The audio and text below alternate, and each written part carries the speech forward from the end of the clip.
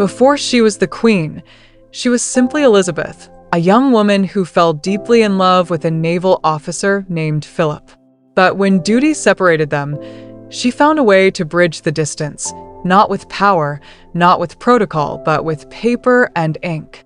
In the years before she ascended the throne, Elizabeth wrote him letters, hundreds of them. They were her lifeline, moments of tenderness whispered through the hum of duty and distance.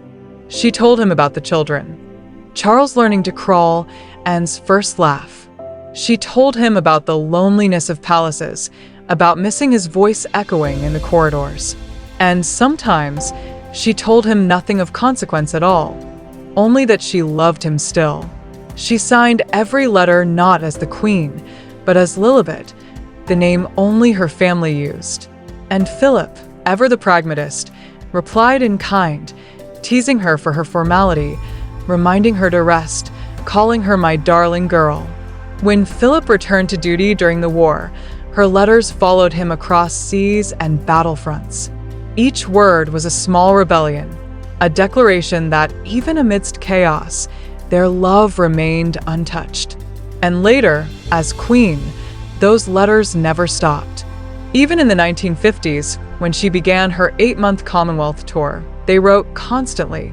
Her words described sunsets over Kenya and the ache of sleeping without him beside her. History saw the speeches and ceremonies, but behind the scenes were two people still writing, still reaching, still remembering. When Philip passed in 2021, the Queen placed a final handwritten letter on his coffin. No one knows what it said. The words were for his eyes alone, her last secret in a life lived under glass.